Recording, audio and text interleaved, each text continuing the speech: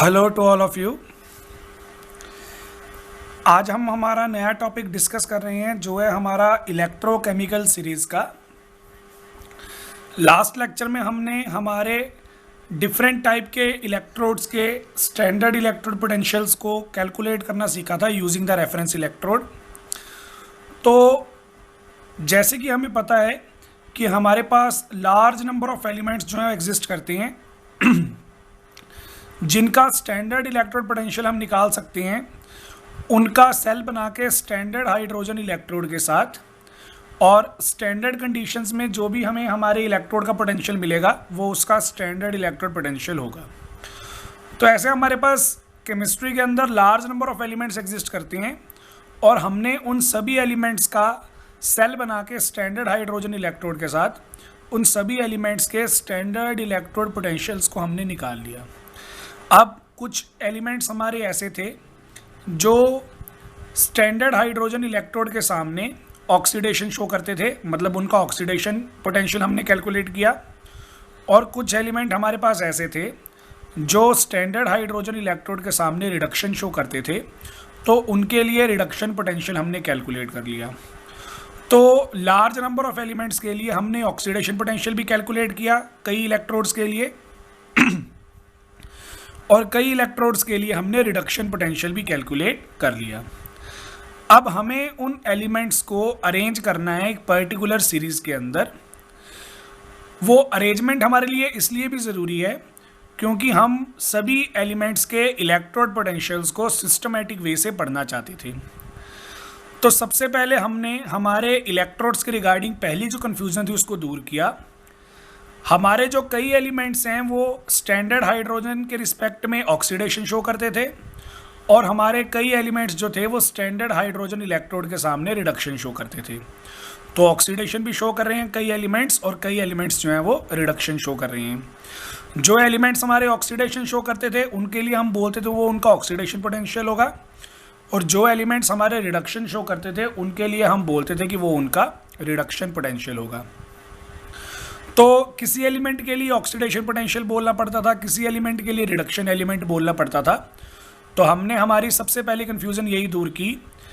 हमने आज के बाद सभी एलिमेंट्स के लिए एक ही टाइप का पोटेंशियल पढ़ना है और वो है हमारा रिडक्शन पोटेंशियल। हमने यहाँ पे सभी एलिमेंट्स के लिए रिडक्शन पोटेंशियल की वैल्यू जो है वो फाइंड आउट करनी होती है, रिडक्शन पोटेंशियल की वैल्यू पढ़नी होती है, यूज़ करनी होती है। हम ऑक्सीडेशन पोटेंशियल की वैल्यू जो है वो यूज़ नहीं करेंगे। अब कई बच्चे बोलेंगे कि सर हमें मान लो कोई इलेक्ट्रोड ऐसी मिली है या ऐसी इलेक्ट्रोड पता है जो स्टैंडर्ड हाइड्रोजन इलेक्ट्रोड के सामने ऑक्सीडेशन शो करती है, तो हमने उसका ऑक्सीडेशन पोटेंशियल कैलकुलेट किया होगा, तो हमें उसका ऑक्सीडेशन पोटेंशियल पता है, रिडक्शन पोटेंशियल तो पता ही नहीं। फॉर एग्जाम्पल मैं यहाँ पे ले रहा हूँ जिंक का एग्जाम्पल। लास्ट लेक्चर में हमने क्या किया था, ये पता किया था कि हमारा जो जिंक होता है, जिंक का स्टैंडर्ड पोटेंशियल जो होता है हमारे पास, स्टैंडर्ड इलेक्ट्रोड पोटेंशियल, वो होता है 0.76 वोल्ट। और क्योंकि जिंक जो है वो स्टैंडर्ड हाइड्रोजन इलेक्ट्रोड के आगे ऑक्सीडेशन शो करता है, तो ये वाली जो हमारे पास वैल्यू आई थी ये ऑक्सीडेशन पोटेंशियल है जिंक का। ठीक है, अब मुझे मेरे जिंक का ऑक्सीडेशन पोटेंशियल पता है, लेकिन इलेक्ट्रोकेमिकल सीरीज़ में हमने सभी एलिमेंट्स के रिडक्शन पोटेंशियल को पढ़ना होता है। तो अगर मैं यहाँ पे लिखूँ हमारे जिंक की ऑक्सीडेशन पोटेंशियल वाली रिएक्शन क्या थी, zinc changes to zinc 2 positive plus 2 electrons. अगर मैं इस रिएक्शन को उल्टा करके लिख दूंगा, यानी कि प्रोडक्ट को बना दूंगा रिएक्टेंट्स और रिएक्टेंट को बना दूंगा प्रोडक्ट, तो मेरी जो रिएक्शन ऑक्सीडेशन पोटेंशियल के रिगार्डिंग थी, अब वो रिएक्शन मेरी चेंज हो गई है रिडक्शन के रिगार्डिंग। तो हमने ये पहले वाले टॉपिक्स के अंदर पढ़ा था कि हमारा जो ऑक्सीडेशन पोटेंशियल होता है वो जस्ट रिडक्शन पोटेंशियल के अपोजिट होता है। मतलब अगर मान लो किसी भी इलेक्ट्रोड का ऑक्सीडेशन पोटेंशियल जो है वो 4 है, तो उसका रिडक्शन पोटेंशियल जो होगा वो -4 होगा। तो ऑक्सीडेशन और रिडक्शन रिएक्शंस जो होती हैं वो एक दूसरे के बिल्कुल रिवर्स होती हैं, और इस रिवर्स नेचर को शो करने के लिए ही हम क्या करते हैं, माइनस साइन का यूज़ कर लेते हैं।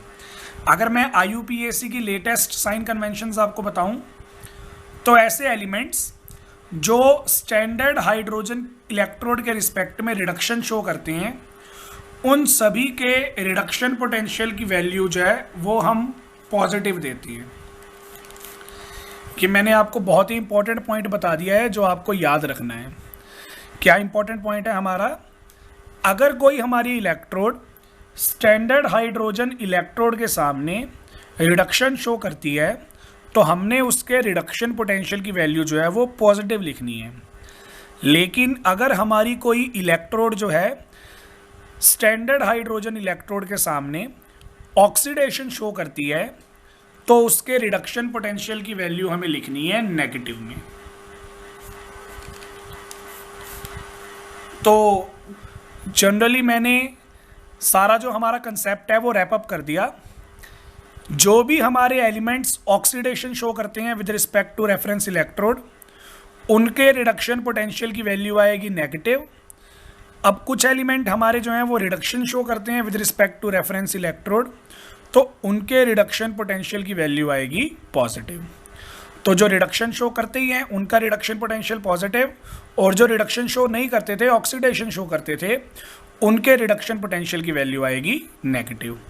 क्योंकि सभी एलिमेंट्स की एक्टिविटी जो होती है वो अलग अलग होती है, इसलिए सभी एलिमेंट्स का जो इलेक्ट्रोड पोटेंशियल आता है वो भी अलग अलग आता है। कोई जो है वो मोर पॉजिटिव वैल्यू शो करेगा, कोई लेस पॉजिटिव वैल्यू शो करेगा। सिमिलरली कोई मोर नेगेटिव वैल्यू शो करेगा रिडक्शन पोटेंशियल की, और कोई लेस नेगेटिव वैल्यू शो करेगा। तो हमारे पास जो हमारी डिफरेंट एलिमेंट्स के इलेक्ट्रोड की डिफरेंट इलेक्ट्रोड पोटेंशियल्स आ रही हैं, डिफरेंट रिडक्शन पोटेंशियल्स आ रही हैं, हमने हमारे एलिमेंट्स को अरेंज करना है from lower reduction potential value to higher reduction potential value. मतलब हमने एक सीरीज बना दी हमारे एलिमेंट्स की, और हमने उस सीरीज को कहाँ से स्टार्ट किया? नेगेटिव वैल्यू से स्टार्ट किया, जहाँ पे हमें रिडक्शन पोटेंशियल की वैल्यू सबसे लोअर मिल रही है। सबसे ऊपर आएगी सबसे लोअर वैल्यू, फिर उससे बड़ी वैल्यू, उससे बड़ी वैल्यू, उससे बड़ी वैल्यू, फिर बीच में हमारा कहीं पे हाइड्रोजन आ जाएगा, और उसके बाद हाइड्रोजन, क्योंकि हाइड्रोजन का पोटेंशियल ज़ीरो होता है, और उसके बाद हमने उन एलिमेंट्स को अरेंज करना है जिनके इलेक्ट्रोड पोटेंशियल की वैल्यू क्या आ रही होगी? पॉजिटिव आ रही होगी। तो जब हम हमारे एलिमेंट्स को अरेंज करते हैं from lower reduction potential to higher reduction potential values में, तब हमारे पास जो सीरीज़ ऑब्टेन्ड होती है उस सीरीज़ को हम क्या बोलते हैं? इलेक्ट्रोकेमिकल सीरीज़ बोल देते हैं। तो यही सब बातें मैंने यहाँ पे लिखी हुई हैं, हम फटाफट इसको पढ़ लेते हैं। The standard electrode potentials, standard electrode potentials का शॉर्ट फॉर्म मैं यहाँ पे यूज़ कर रहा हूँ। स्टैंडर्ड हाइड्रोजन इलेक्ट्रोड का SHE शॉर्ट फॉर्म मैं यूज़ करता हूँ। तो ये सब चीज़ें मैं आपको यहाँ पे बता रहा हूँ। The standard electrode potentials of large number of electrodes have been determined using standard hydrogen electrode as the reference electrode.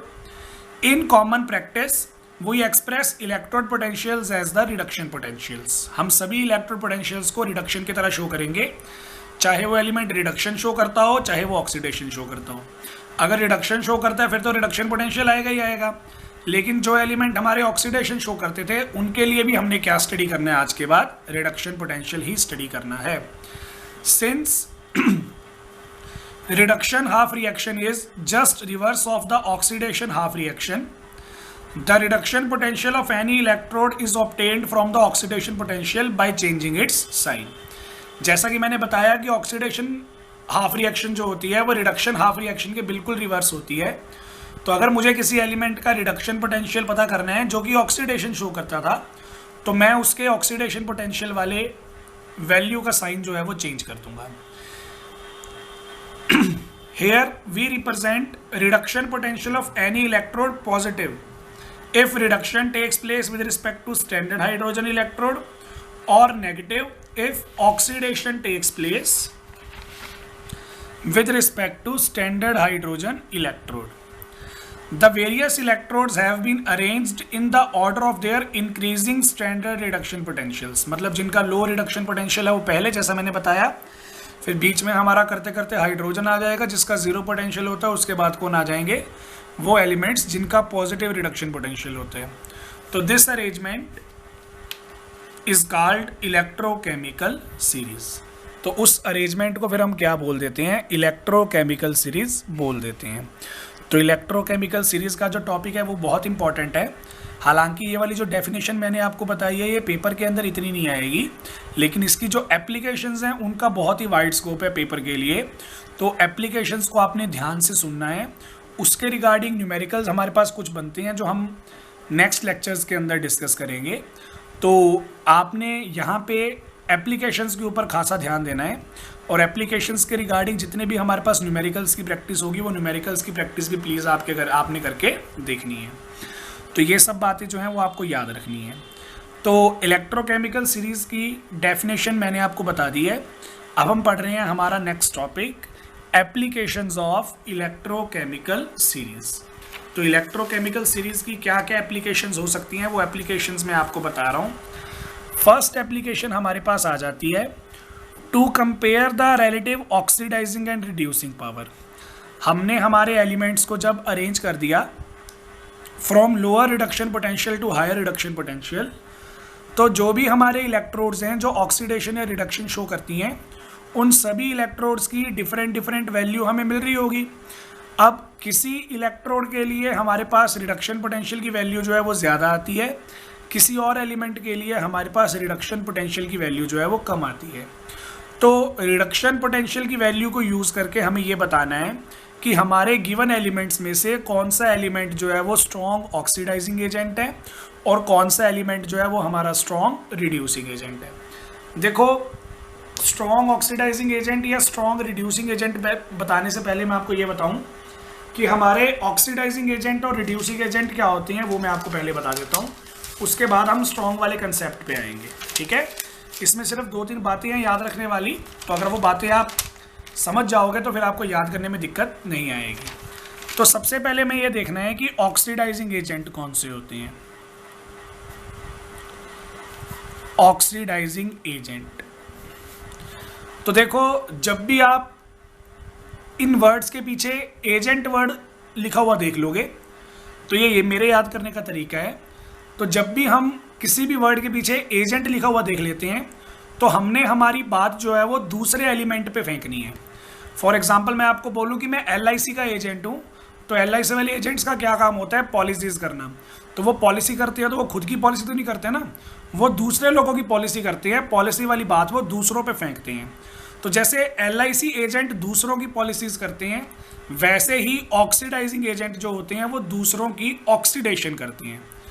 दूसरों की ऑक्सीडेशन करेंगे मतलब दूसरों से इलेक्ट्रॉन छीन लेंगे, और दूसरों से इलेक्ट्रॉन छीनेंगे तो खुद रख लेंगे, खुद रखेंगे तो उनको फ़ायदा हो जाएगा। यानी कि खुद के ऊपर वो शो कर रहे हैं रिडक्शन और दूसरे के ऊपर वो शो कर रही हैं ऑक्सीडेशन।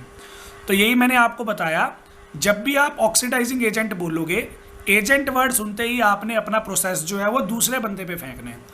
ऑक्सीडाइजिंग एजेंट वो होते हैं जो दूसरों की ऑक्सीडेशन करते हैं। दूसरों की ऑक्सीडेशन करते हैं मतलब खुद क्या शो करेंगे, रिडक्शन शो करेंगे, ठीक है। और अभी अभी मैंने आपको क्या बताया, ऐसी एलिमेंट्स या ऐसे इलेक्ट्रोड्स जो रिडक्शन शो करते हैं उनके रिडक्शन पोटेंशियल की वैल्यू हमें क्या मिलती है, पॉजिटिव मिलती है, ठीक है। तो यहाँ से मुझे क्या पता लगा, हमारी इलेक्ट्रोकेमिकल सीरीज के अंदर जितने भी एलिमेंट्स का रिडक्शन पोटेंशियल पॉजिटिव है वो सारे के सारे हमारे एलिमेंट्स जो होंगे वो ऑक्सीडाइजिंग एजेंट होते हैं। जनरली मैंने आपको बता दिया, ठीक है। नेक्स्ट हमारे पास हमारी डेफिनेशन आती है रिड्यूसिंग एजेंट्स की।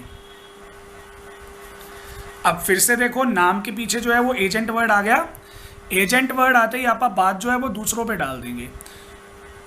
तो रिड्यूसिंग एजेंट हमारे क्या होते हैं, रिड्यूसिंग एजेंट हमारे वो सब्सटेंसेस होते हैं या वो एलिमेंट्स होते हैं जो दूसरों की रिडक्शन करेंगे।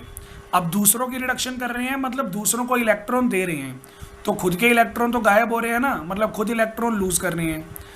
तो रिड्यूसिंग एजेंट्स वो होते हैं जो दूसरों की रिडक्शन करते हैं लेकिन खुद क्या शो करते हैं, ऑक्सीडेशन शो करते हैं। और अभी अभी इलेक्ट्रोकेमिकल सीरीज के अंदर हमने साइन कन्वेंशन पढ़ा, तो उसके अकॉर्डिंग क्या बोला था हमने, जो भी हमारे एलिमेंट्स ऑक्सीडेशन शो करते हैं उनके रिडक्शन पोटेंशियल की वैल्यू क्या आएगी, नेगेटिव आएगी। तो जनरली हमारे पास जितने भी एलिमेंट्स हैं इलेक्ट्रोकेमिकल सीरीज में जिनका रिडक्शन पोटेंशियल नेगेटिव होगा वो कौन से एजेंट होंगे, रिड्यूसिंग एजेंट। तो पहला पॉइंट तो आपको यही याद रखना है, ये वाला पॉइंट जनरल है, इसका कोई मतलब यूनिवर्सल रूल नहीं है कि हाँ हमेशा यूनिवर्स में यही होगा, ऐसा कुछ नहीं है। एक जनरल रूल है जो आपको याद रखना है। इन जनरल जिन एलिमेंट्स का रिडक्शन पोटेंशियल पॉजिटिव होता है वो होते हैं ऑक्सीडाइजिंग एजेंट, और जिन एलिमेंट्स का रिडक्शन पोटेंशियल नेगेटिव होता है वो होते हैं रिड्यूसिंग एजेंट्स। ठीक है, अब यहाँ पे देखो हमारे पास दो डेफिनेशंस हैं ऑक्सीडाइजिंग एजेंट और रिड्यूसिंग एजेंट्स की। मैं आपको पहले बता दूं कि हमारे जो ऑक्सीडाइजिंग एजेंट और हमारे जो रिड्यूसिंग एजेंट्स होते हैं, दोनों की जो स्ट्रेंथ होती है वो बिल्कुल ऑपोजिट होती है।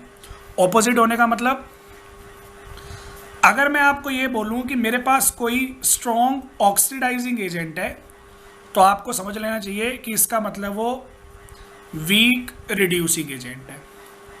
ठीक है ना, कोई भी एलिमेंट दोनों टेंडेंसीज को सेम स्ट्रेंथ के साथ शो नहीं कर सकता। अगर किसी एलिमेंट की ऑक्सीडाइजिंग स्ट्रेंथ जो है वो स्ट्रॉन्ग है, तो उसकी जो रिड्यूसिंग टेंडेंसी होगी वो क्या होगी, वीक होगी। उल्टा बोल देते हैं, अगर मेरे पास कोई ऑक्सीडाइजिंग एजेंट जो है वो वीक है, तो इसका मतलब वो स्ट्रॉन्ग रिड्यूसिंग एजेंट है। तो ये आपको याद रखना है, दोनों टेंडेंसीज की स्ट्रेंथ हमारे पास सेम नहीं हो सकती। ये चीज़ मैं आपको यहाँ पे क्यों बता रहा हूँ, देखो मैंने आपको यहाँ पे ये बोला कि हमारे पास ऑक्सीडाइजिंग एजेंट जनरली कौन होते हैं, जिनका रिडक्शन पोटेंशियल जो है वो पॉजिटिव होगा। अगर ये पॉजिटिव रिडक्शन पोटेंशियल वाले अच्छे ऑक्सीडाइजिंग एजेंट हैं, इसका मतलब ये वीक रिड्यूसिंग एजेंट्स होंगे। और जो भी हमारे elements negative reduction potential show करते हैं वो अच्छे रिड्यूसिंग एजेंट्स हैं। अगर वो अच्छे रिड्यूसिंग एजेंट्स हैं, इसका मतलब वो वीक ऑक्सीडाइजिंग एजेंट्स होंगे। तो ये बात मैंने आपको इसलिए बताई क्योंकि हमारे पास देखो दो डेफिनेशंस आ रही हैं, एक ऑक्सीडाइजिंग एजेंट की और एक रिड्यूसिंग एजेंट की। दोनों डेफिनेशंस को अगर आप इकट्ठा लेके चलोगे और उसके बाद कंसेप्ट को पढ़ोगे, तो हो सकता है कि शायद आपको कन्फ्यूज़न आए। तो उस कन्फ्यूज़न को दूर करने के लिए मैं क्या करूँगा, मैं सिर्फ ऑक्सीडाइजिंग एजेंट वाला नेचर ही पढ़ूंगा। मैं सभी एलिमेंट्स के लिए ऑक्सीडाइजिंग एजेंट वाला नेचर पढ़ूंगा। इसका मतलब सभी एलिमेंट्स के लिए मुझे ये चेक करना है कि मेरा जो सब्सटेंस है वो खुद रिडक्शन में जाके दूसरों की ऑक्सीडेशन कर रहा है या नहीं कर रहा। अब देखो, किसी एलिमेंट के लिए हमारे पास रिडक्शन पोटेंशियल की वैल्यू ज़्यादा आएगी और किसी एलिमेंट के लिए हमारे पास रिडक्शन पोटेंशियल की वैल्यू कम आएगी। तो उसके बेसिस पे मैं ये बता दूंगा कि हमारा जो गिवन एलिमेंट है वो स्ट्रॉन्ग ऑक्सीडाइजिंग एजेंट है या वीक ऑक्सीडाइजिंग एजेंट है।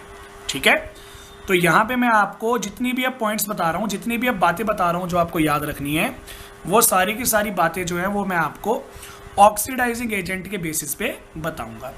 तो सबसे पहले हमारे पास आ जाएगा पहला पॉइंट। पहले पॉइंट में मैंने आपको क्या बताया, इन जनरल हमारे पास दो एलिमेंट हैं ए और बी। ए एलिमेंट का रिडक्शन पोटेंशियल आ रहा है पॉजिटिव और बी एलिमेंट का रिडक्शन पोटेंशियल आ रहा है नेगेटिव। तो हमें क्या याद रखना है, जिन एलिमेंट्स का रिडक्शन पोटेंशियल पॉजिटिव आता है वो होते हैं स्ट्रॉन्ग ऑक्सीडाइजिंग एजेंट्स, और जिनका रिडक्शन पोटेंशियल नेगेटिव आता है वो होते हैं वीक ऑक्सीडाइजिंग एजेंट्स। अब जिनका रिडक्शन पोटेंशियल नेगेटिव आ रहा है वो वीक ऑक्सीडाइजिंग एजेंट है, यानी कि उनका ऑक्सीडाइजिंग नेचर वीक है, तो स्ट्रॉन्ग कौन सा नेचर होगा, रिड्यूसिंग। और ये तो मैंने आपको ऊपर लिखवा ही दिया था, देखो कि जिनका रिडक्शन पोटेंशियल नेगेटिव होता है वो स्ट्रॉन्ग रिड्यूसिंग एजेंट वाले होते हैं। तो मेरे कहने का मतलब यहाँ पे यही था कि हमें दोनों चीज़ें पढ़ने की ज़रूरत ही नहीं है। अगर मैं आपको ऑक्सीडाइजिंग नेचर यहाँ पे बता रहा हूँ, तो ऑक्सीडाइजिंग नेचर से आपको रिड्यूसिंग नेचर भी साथ के साथ जो है वो समझ में आ रहा होगा। जिन एलिमेंट्स का रिडक्शन पोटेंशियल पॉजिटिव होता है वो स्ट्रॉन्ग ऑक्सीडाइजिंग एजेंट है, इसका मतलब वो वीक रिड्यूसिंग एजेंट है, एंड वाइस वर्सा। तो इस तरीके से हमारा काम जो है वो चलता रहेगा। तो इन जनरल मैंने आपको पहली बात बताई, जिन एलिमेंट्स का रिडक्शन पोटेंशियल जो होता है वो पॉजिटिव होता है और वो होते हैं स्ट्रॉन्ग ऑक्सीडाइजिंग एजेंट, और जिन एलिमेंट्स का रिडक्शन पोटेंशियल नेगेटिव होता है वो होते हैं हमारे वीक ऑक्सीडाइजिंग एजेंट्स। ठीक है, तो ये हमारा इलेक्ट्रोड पोटेंशियल से रिगार्डिंग पहला पॉइंट था ऑक्सीडाइजिंग रिड्यूसिंग एजेंट्स का।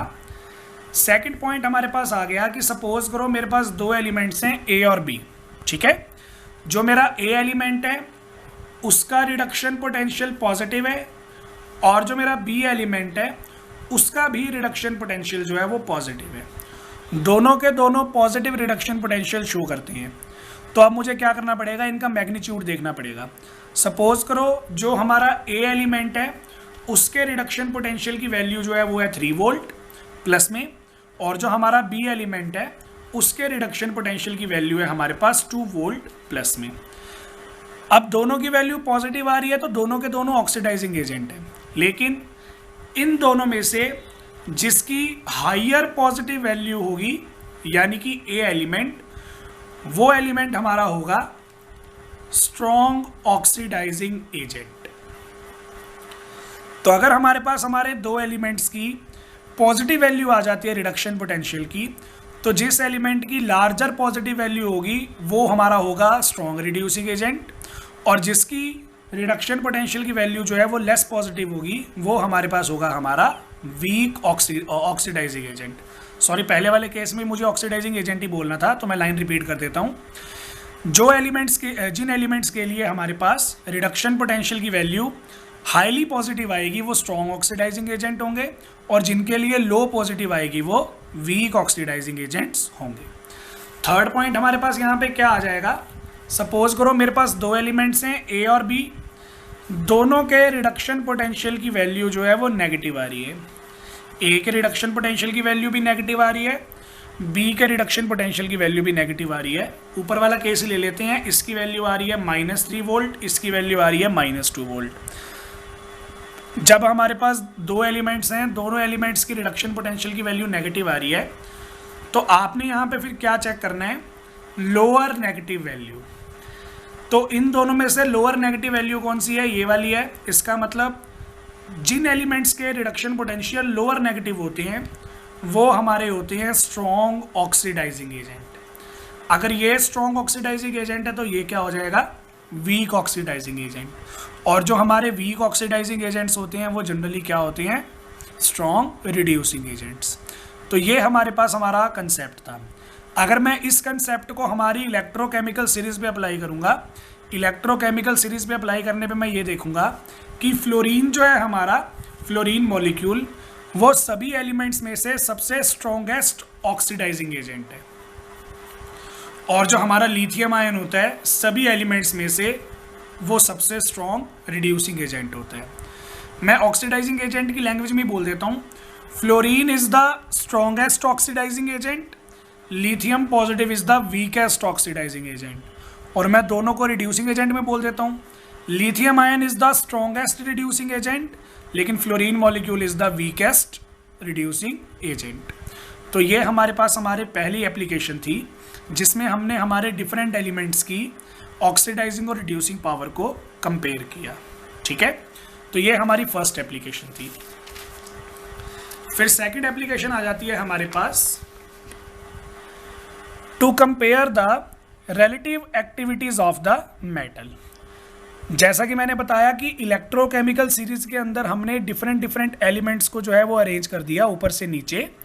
तो उन डिफरेंट एलिमेंट्स के लिए हमें एक्टिविटी के बारे में बताना है मेटल्स की एक्टिविटी से मतलब है मेरा रिएक्टिविटी। तो हमें ये बताना है कि हमारी डिफरेंट मेटल्स में से कौन सी मेटल जो है वो मोर रिएक्टिव है और कौन सी मेटल जो है वो लेस रिएक्टिव है।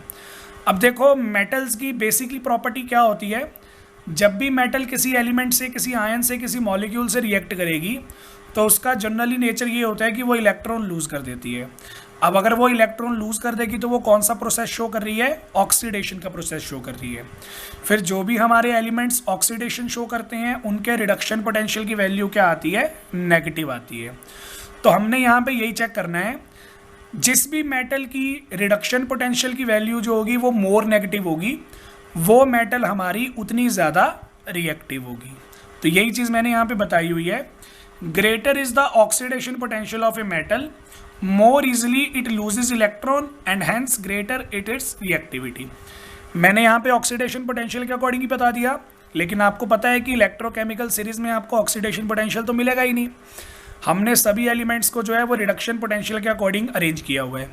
फिर जब मैं ऑक्सीडेशन पोटेंशियल को रिडक्शन पोटेंशियल में कन्वर्ट करूँगा तो मेरे एलिमेंट के लिए वैल्यू क्या हो जाएगी, नेगेटिव हो जाएगी। तो इसलिए मैंने आपको बोला, आप इलेक्ट्रोकेमिकल सीरीज देखोगे, greater is the negative reduction potential of an element, higher is the reactivity of that element. तो उसके अकॉर्डिंग मैंने देखा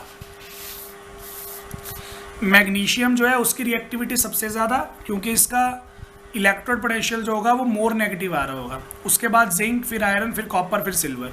तो हमारे नेगेटिव रिडक्शन पोटेंशियल की वैल्यू डिक्रीज हो गई होगी, और कॉपर सिल्वर के लिए तो हमारा नेगेटिव रिडक्शन पोटेंशियल पॉजिटिव में कन्वर्ट हो चुका होगा। इसका मतलब ऑक्सीडेशन करने की टेंडेंसी कम हो गई है, इसलिए रिएक्टिविटी भी कम हो जाएगी। तो ये हमारे पास हमारी सेकंड एप्लीकेशन थी इलेक्ट्रोकेमिकल सीरीज़ की। फिर हमारे पास आ जाती है हमारी थर्ड एप्लीकेशन, जो है to calculate standard EMF of any galvanic cell. किसी भी गैल्वेनिक सेल की स्टैंडर्ड ईएमएफ जो है वो कैलकुलेट करना। तो स्टैंडर्ड ईएमएफ जो है उसको हम कैसे डिनोट करते हैं, ई नॉट सेल से। हमने कोई भी दो इलेक्ट्रोड्स को यूज़ करके एक सेल बना लिया, स्टैंडर्ड कंडीशंस में अंदर उन सेल का क्या ईएमएफ आ रहा होगा वो हमें बताना है। तो देखो, जब भी हम हमारा सेल कंस्ट्रक्ट करते हैं तो उसमें एक पोर्शन हमारे सेल का ऐसा होता है जो ऑक्सीडेशन शो करता है, और एक पोर्शन हमारे सेल का ऐसा होता है जो रिडक्शन शो करता है। जो पोर्शन हमारा ऑक्सीडेशन शो कर रहा होगा उसका पोटेंशियल मैं मान के चलूँगा ऑक्सीडेशन पोटेंशियल, और जो पोर्शन हमारा रिडक्शन शो कर रहा होगा उस पोर्शन का पोटेंशियल मैं मान के चलूँगा रिडक्शन पोटेंशियल। तो हाफ सेल मेरा होगा ऑक्सीडेशन पोटेंशियल वाला, हाफ सेल होगा मेरा रिडक्शन पोटेंशियल वाला। मुझे दोनों हाफ सेल्स के स्टैंडर्ड इलेक्ट्रोड पोटेंशियल्स पता होने चाहिए। अगर मुझे मेरे ऑक्सीडेशन स्टैंडर्ड पोटेंशियल के बारे में पता है और रिडक्शन स्टैंडर्ड पोटेंशियल के बारे में पता है, तो मैं उन दोनों के पोटेंशियल्स को ऐड कर दूंगा, और ऐड करने में मेरे पास क्या आ जाएगा, ईएमएफ ऑफ द सेल। ये वाला फॉर्मूला मैंने यहाँ पे डिस्कस किया, देखो वर्डिंग के अंदर। EMF of the cell is equal to standard oxidation potential of oxidation half reaction plus standard reduction potential of reduction half reaction. तो ये हमारे पास हमारा फॉर्मूला हो गया। अब देखो, इलेक्ट्रोकेमिकल सीरीज में हमें ऑक्सीडेशन पोटेंशियल मिलता ही नहीं है, तो हम यहाँ पे क्या कर सकते हैं, जो भी हमारे रिडक्शन पोटेंशियल की वैल्यू हमें दी होगी उसका साइन चेंज कर देंगे। अगर हम उसका साइन चेंज कर देंगे तो वो किस में कन्वर्ट हो जाएगा, ऑक्सीडेशन पोटेंशियल में कन्वर्ट हो जाएगा। तो यहाँ पे हम ऑक्सीडेशन पोटेंशियल की वैल्यू इस तरीके से निकाल सकते हैं। लेकिन किसी बच्चे ने बोला सर इतनी मेहनत क्यों करवा रहे हो, हमारे पास पहले बहुत सारा काम है करने के लिए। हमारे पास जब सभी एलिमेंट्स की रिडक्शन पोटेंशियल की वैल्यू गिवन होती है तो हम हमारे सभी एलिमेंट्स की रिडक्शन पोटेंशियल की वैल्यू यूज़ करके आंसर नहीं निकाल सकते। तो बिल्कुल निकाल सकते हैं। हमें पता है कि जब हम ऑक्सीडेशन पोटेंशियल को रिडक्शन पोटेंशियल में कन्वर्ट करेंगे तो आगे माइनस का साइन आ जाएगा। तो यही कंसेप्ट मैंने यहाँ पे यूज़ करना है। मैं ऑक्सीडेशन पोटेंशियल की वैल्यू जो है वो पुट कर दूंगा माइनस रिडक्शन पोटेंशियल, यानी कि standard reduction potential of oxidation half reaction जो नेगेटिव में आ रहा होगा। तो ये नेगेटिव में आ रहा है, ये पॉजिटिव में आ रहा है, तो ये नेगेटिव में था, ये पीछे चला जाएगा, ये आगे आ जाएगा। तो जब मैं दोनों इलेक्ट्रोड्स के स्टैंडर्ड रिडक्शन पोटेंशियल्स को यूज़ करूँगा तब मेरे पास क्या फॉर्मूला आएगा, standard reduction potential of reduction half reaction, मतलब ये पॉजिटिव था, ये पहले आ गया। ये पॉजिटिव था ऑक्सीडेशन की फॉर्म में, लेकिन रिडक्शन की फॉर्म में ये नेगेटिव हो गया, तो minus standard reduction potential of oxidation half reaction. तो जब हमारे पास दोनों के दोनों इलेक्ट्रोड्स के रिडक्शन पोटेंशियल्स गिवन होते हैं तो हम क्या करते हैं, रिडक्शन हाफ रिएक्शन का reduction potential minus oxidation half reaction का रिडक्शन पोटेंशियल। कई बच्चों को ये वाला फॉर्मूला जो है वो कंफ्यूजिंग लगता है, तो उसके लिए मैंने नीचे एक और लाइन लिख दी है कि EMF of the cell is given by reduction potential of cathode minus reduction potential of anode. अब आपको इनमें से कोई एक ही फॉर्मूला याद रखना है, क्योंकि अगर आप तीनों फॉर्मूलाज याद रखोगे तो आपके लिए कन्फ्यूजन उतनी ज़्यादा रहेगी। और मेरे हिसाब से ये वाला जो फॉर्मूला है ये आपको याद करना ठीक रहेगा जब दोनों की रिडक्शन की वैल्यूज़ गिवन होती हैं, क्योंकि इलेक्ट्रोकेमिकल सीरीज से हमें रिडक्शन की वैल्यूज़ ही मिल पाती हैं। तो जब भी आपको रिडक्शन की वैल्यूज़ मिलेंगी आपको ये देखना है कैथोड की तरह कौन बिहेव कर रहा है, एनोड की तरह कौन बिहेव कर रहा है। सर हमें कैसे देख के पता लगेगा कि कौन एनोड है कौन कैथोड है, क्योंकि डायग्राम तो बना नहीं होगा। अगर डायग्राम बना होता तो हम रट्टा मार लेते, सर लेफ्ट वाला एनोड होता है राइट वाला कैथोड होता है। तो कोई बात नहीं, आपने यहाँ पे क्या देखना है, जिस भी हाफ सेल के ऊपर रिडक्शन होगी वो बनेगा कैथोड, और जिस भी हाफ सेल पे ऑक्सीडेशन होगी वो बनेगा एनोड। फिर कैथोड वाला रिडक्शन पोटेंशियल माइनस एनोड वाला रिडक्शन पोटेंशियल, आपके पास आ जाएगा आपका ईएमएफ ऑफ द सेल। तो नेक्स्ट फिर हमारे पास आ जाती है हमारी फोर्थ एप्लीकेशन है हमारी to predict whether a metal reacts with acid to give hydrogen gas. हमारे पास हमारे इलेक्ट्रोकेमिकल सीरीज के अंदर बहुत सारी मेटल्स हैं और हमें पता है क्योंकि सभी मेटल्स का जो रिडक्शन पोटेंशियल है वो अलग अलग आ रहा होगा, इसकी वजह से सभी मेटल्स की रिएक्टिविटी जो होगी वो भी सेम नहीं होगी। तो हमें यहाँ पे उन मेटल्स के बारे में पता करना है जो मेटल्स हमारी एसिड के साथ रिएक्ट करके हाइड्रोजन गैस जो है रिलीज कर सकती हैं। तो यहाँ पे अगर मैं मेरी मेटल्स को एसिड के साथ रिएक्ट करवाता हूँ तो जो रिएक्शन बनेगी वो क्या बनेगी, देखो सपोज करो मेरे पास मेरी एक यूनिवेलेंट मेटल है M, उसको मैंने HCl से रिएक्ट करवा दिया, बन जाएगा हमारे पास हमारी मेटल का सॉल्ट और हाइड्रोजन गैस जो है वो रिलीज हो जाएगी। तो ये हमारे पास हमारी रिएक्शन बननी चाहिए अगर हमारी मेटल एसिड के साथ रिएक्ट करके हाइड्रोजन गैस को रिलीज करती है। अब इसके अकॉर्डिंग मैं यहाँ पे आपको रेडॉक्स रिएक्शन जो है वो दिखा चुका हूँ। इस रेडॉक्स रिएक्शन को मैं 2 हाफ सेल्स वाली रिएक्शन में कन्वर्ट कर रहा हूँ। अगर मैं यहाँ पे ध्यान से देखूँ तो मेटल जो है मेरी वो शो कर रही है ऑक्सीडेशन, कन्वर्ट हो रही है M पॉजिटिव में और 1 इलेक्ट्रॉन दे रही है। जो हमारा एसिड का प्रोटॉन था यानी कि H+, वो शो कर रहा है रिडक्शन, जो कि इलेक्ट्रॉन गेन करेगा जो मेटल ने दिया और हाइड्रोजन गैस जो है वो इवॉल्व करेगा। तो यानी कि अगर मेरी मेटल को एसिड से रिएक्ट करके हाइड्रोजन गैस इवॉल्व करनी है तो इसका मतलब मेटल को ऑक्सीडेशन शो करनी पड़ेगी, और मेटल अगर ऑक्सीडेशन शो करेगी तो मेटल का रिडक्शन पोटेंशियल क्या आएगा, नेगेटिव आएगा। तो यहाँ से हमारा आंसर मिल गया। इलेक्ट्रोकेमिकल सीरीज के अंदर ऐसी मेटल्स जिनके रिडक्शन पोटेंशियल की वैल्यू नेगेटिव होती है वो सारी मेटल्स एसिड के साथ रिएक्ट करके हाइड्रोजन गैस इवॉल्व करेंगी। जिन मेटल्स के लिए रिडक्शन पोटेंशियल की वैल्यू हमें पॉजिटिव मिलेगी वो कोई भी मेटल जो है वो एसिड से रिएक्ट करके हाइड्रोजन गैस रिलीज नहीं कर सकती। तो वो सिंपली आप इलेक्ट्रोकेमिकल सीरीज को देख के पता लगा सकते हो कि कौन सा जो आपका एलिमेंट है वो हाइड्रोजन गैस रिलीज करेगा और कौन सा एलिमेंट हाइड्रोजन गैस रिलीज नहीं करेगा। जिस मेटल के लिए रिडक्शन पोटेंशियल की वैल्यू आपको नेगेटिव मिलेगी वो सारी की सारी मेटल जो है हाइड्रोजन से रिएक्ट करके एसिड से रिएक्ट करके हाइड्रोजन गैस जो है वो इवॉल्व करेंगी। तो ये थी हमारी 4th एप्लीकेशन इलेक्ट्रोकेमिकल सीरीज की। लास्ट एप्लीकेशन हमारी आ गई है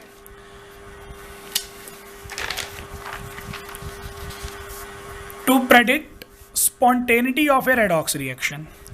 अब स्पॉन्टेनिटी वर्ड जो है वो हमने पढ़ा था लास्ट ईयर +1 क्लास में थर्मोडायनेमिक्स के अंदर, और स्पॉन्टेनियस रिएक्शंस हमारी वो होती हैं जो अपने आप प्रोसीड हो जाती हैं। तो इलेक्ट्रोकेमिकल सीरीज में हम ये भी पता लगा सकते हैं कि हमारी जो रेडॉक्स रिएक्शन है वो स्पॉन्टेनियस है या नहीं, वो अपने आप प्रोसीड हो सकती है या नहीं हो सकती। कैसे पता करेंगे, एक कोई भी रेडॉक्स रिएक्शन हम लिख लेंगे, उस रेडॉक्स रिएक्शन में ये देखेंगे कि ऑक्सीडेशन कहाँ पे शो हो रही है, रिडक्शन कहाँ पे शो हो रही है। जहाँ पे ऑक्सीडेशन शो होगी वहाँ पे ऑक्सीडेशन पोटेंशियल फाइंड आउट कर लेंगे, जहाँ पे रिडक्शन शो होगी वहाँ पे रिडक्शन पोटेंशियल फाइंड आउट कर लेंगे। फिर दोनों को आपस में ऐड कर देंगे तो हमारे सेल के ईएमएफ की वैल्यू हमें मिल जाएगी। अब हमारे सेल का जो ईएमएफ है, अगर हमारे सेल का टोटल ईएमएफ आ रहा है पॉजिटिव, तब तो हमारी रेडॉक्स रिएक्शन है स्पॉन्टेनियस, वो अपने आप हो जाएगी। लेकिन अगर हमारी गिवन रेडॉक्स रिएक्शन का E0 सेल जो है यानी कि ईएमएफ की जो वैल्यू है वो नेगेटिव आ रही है, उस केस में वो रेडॉक्स रिएक्शन पॉसिबल नहीं होगी। अगर मैं उस रिएक्शन को उल्टा कर दूंगा तो मेरे ईएमएफ के साइन की वैल्यू जो है वो चेंज हो जाएगी, वो नेगेटिव से फिर पॉजिटिव हो जाएगा। तो वो रिएक्शन फॉरवर्ड डायरेक्शन में पॉसिबल नहीं होगी लेकिन बैकवर्ड डायरेक्शन में पॉसिबल होगी। तो ये चीज़ जो है वो मैं आपको एग्जाम्पल के साथ एक अच्छे तरीके से समझाऊंगा नेक्स्ट लेक्चर के अंदर, जब हम हमारा सारा न्यूमेरिकल पोर्शन डिस्कस करेंगे। और साथ में हम डिस्कस करेंगे नर्नस्ट इक्वेशन, जिसके रिगार्डिंग सीबीएसई बोर्ड एग्जाम में 3 मार्क्स का क्वेश्चन न्यूमेरिकल का आपको 100% मिलेगा, 100%। तो वो वाली चीज़ भी हम यहाँ पे अभी डिस्कस करेंगे, ठीक है। तो ये था हमारे पास हमारा रेडॉक्स रिएक्शन का कंसेप्ट, बाकी फिर डिस्कस करते हैं नेक्स्ट लेक्चर में। Thank you.